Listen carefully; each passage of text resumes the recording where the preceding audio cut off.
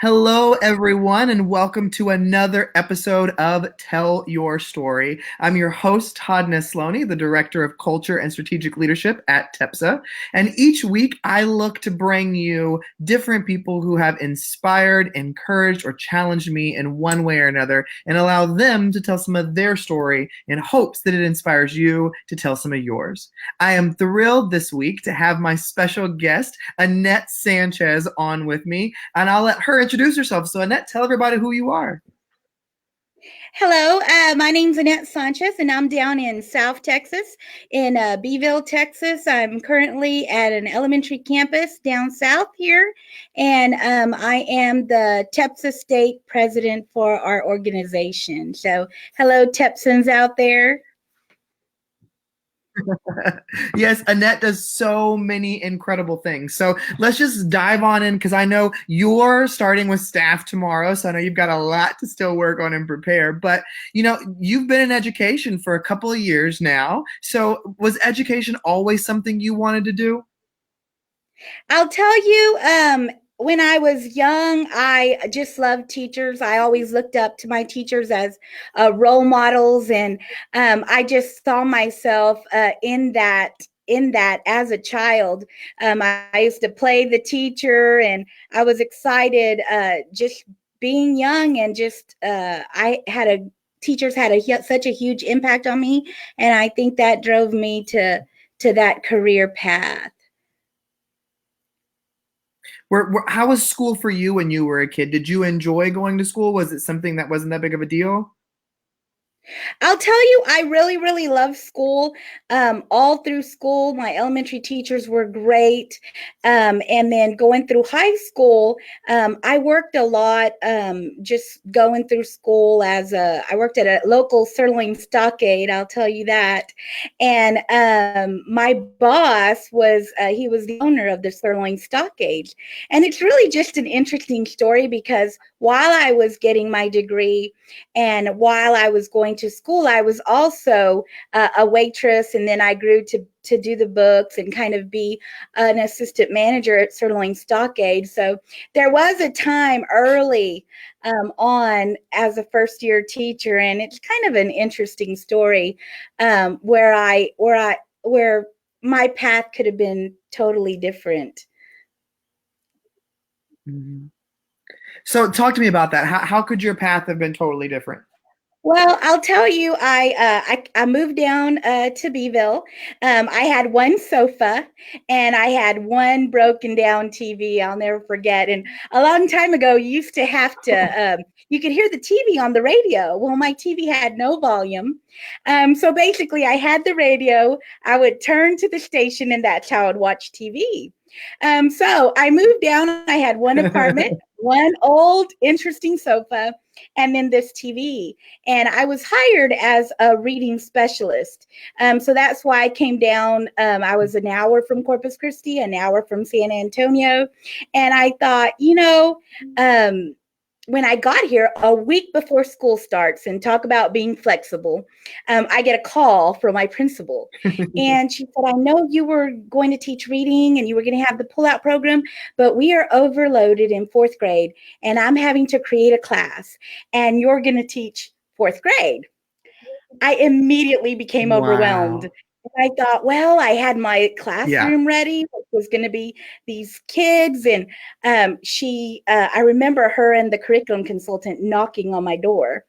And I remember looking out and thinking, I'm not going to answer this door because I have this crazy sofa and I have this interesting TV. So I just stood there thinking, when they leave, I'll call them and say, hey, what did you need? It's funny what we find, embarrassing at one point, and the whole scheme of things means nothing. Right. So I got the book, it was a huge lesson plan book, and at the time, Essential Elements. I'm going through that.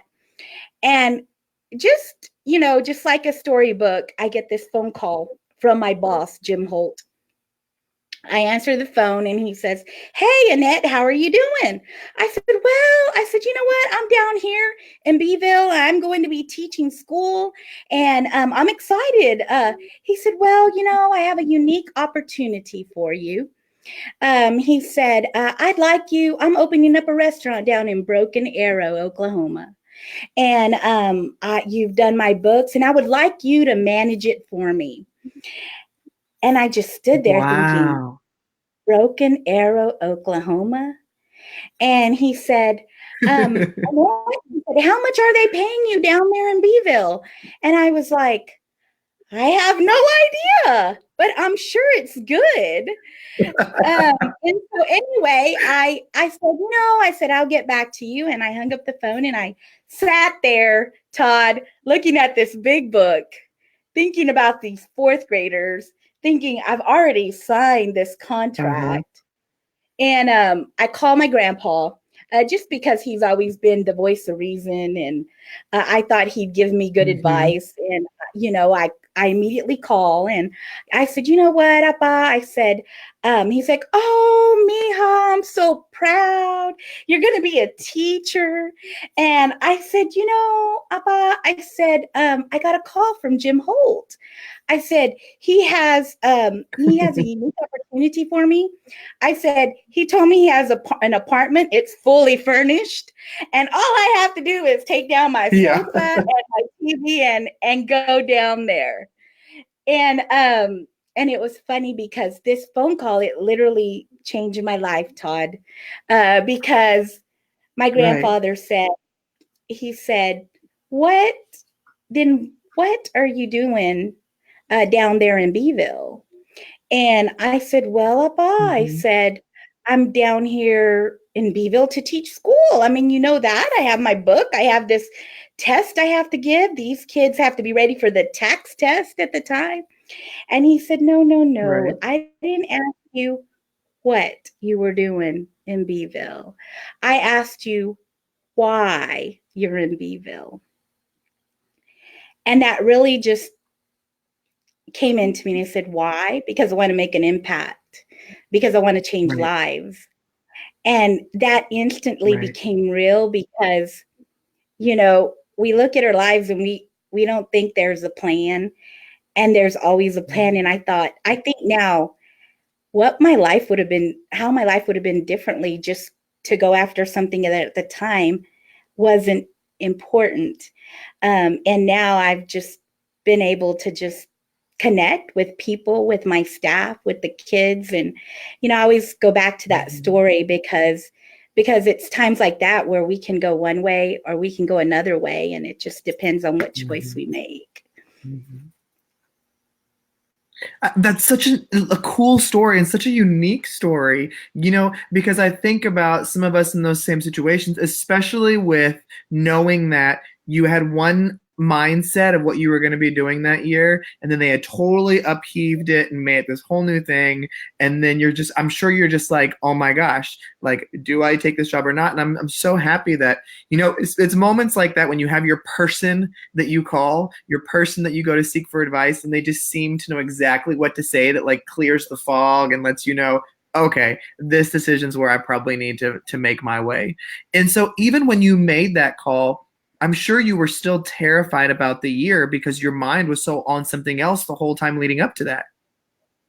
You know what? I really was, because just even coming into the position, they made a class, and at the time it was, I remember the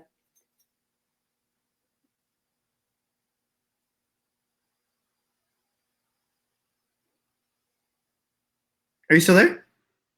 yes, I'm here.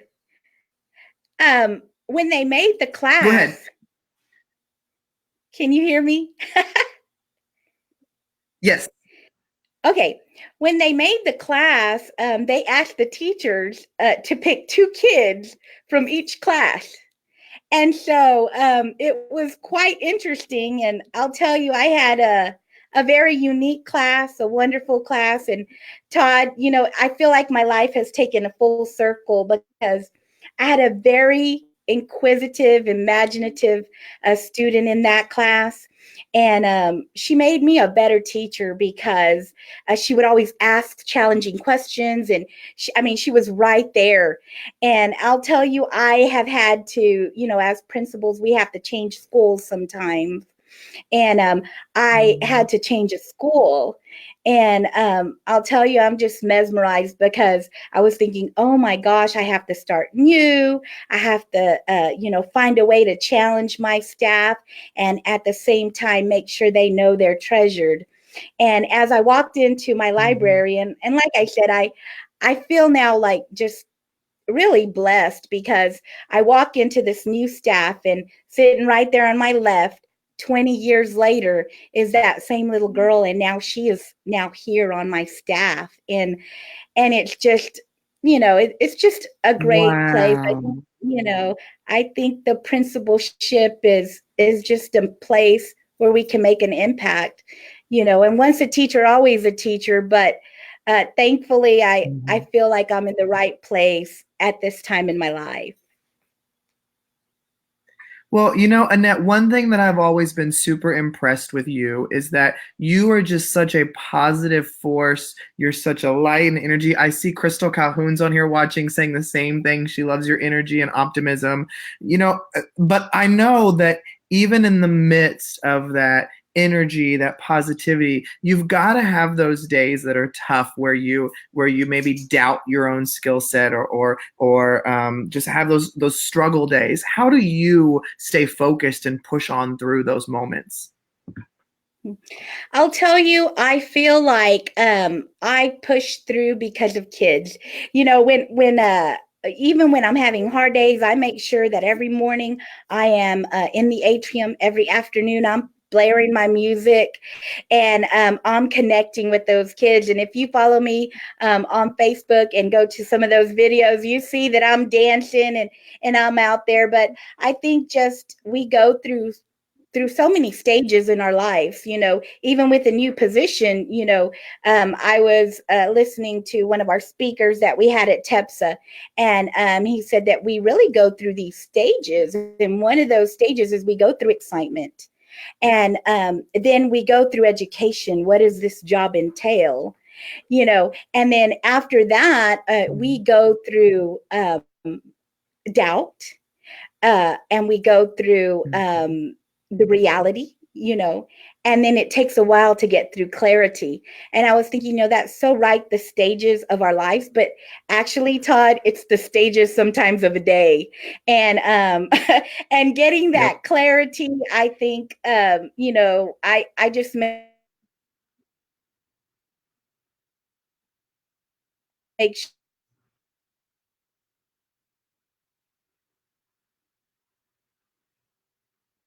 sure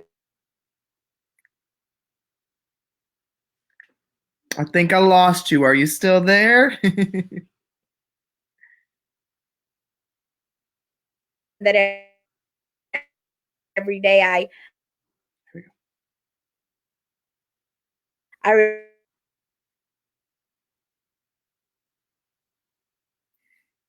A little bit of technical difficulties right now, everybody, but I know it'll come back here in just a second. So, Annette, are you back? So while Annette's internet is coming back, oh, she dropped out. I think she'll join back in a minute. I want to say something real quick about Annette. So she and I have both mentioned TEPSA. TEPSA is the Texas Elementary Principals and Supervisors Association. And I am now a director of culture and strategic leadership there, but Annette is the state president for the organization, which is the reason why I wanted to have her on the show tonight. In addition to all the great work she does as a school leader, she's also taken on a new role on top of that with leading our state principal organization, which is no small feat with the amount of tasks that come with that and that you don't get paid to do. So it's one of those brilliant jobs where you're like, oh, I volunteered to do all of this work. So, okay, let me just go and be ready for that then. And I think she is joining us back again now.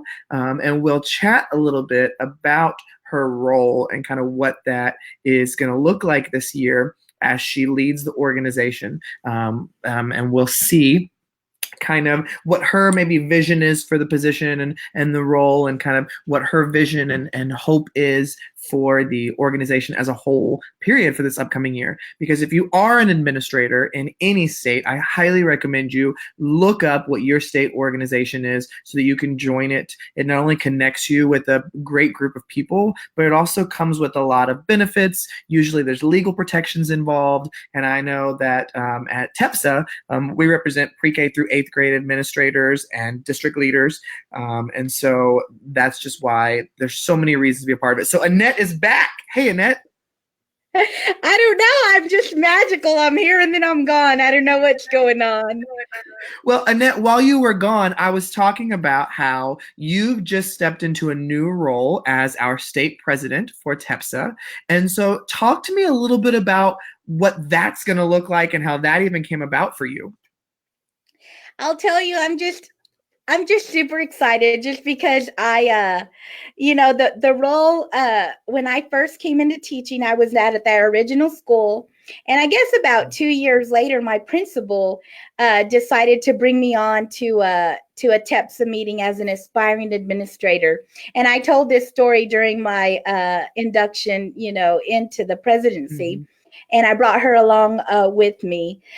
She's long since retired, but she brought me there to a TEPSA meeting. And I was in awe of TEPSA. I had never heard about it, but she encouraged me to come. And because of that, I decided to get my master's in the principalship. And I remember the president being up there, and I remember them doing their speech, and I remember her leaning over and saying, Annette, I could imagine you on that stage one day. Wow.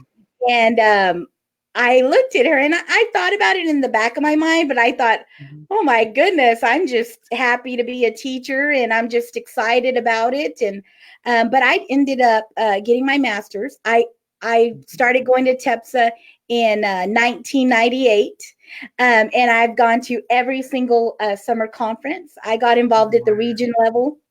And then I saw Mark Terry and at one of the meetings, and he said, have you ever thought about getting involved at that state level?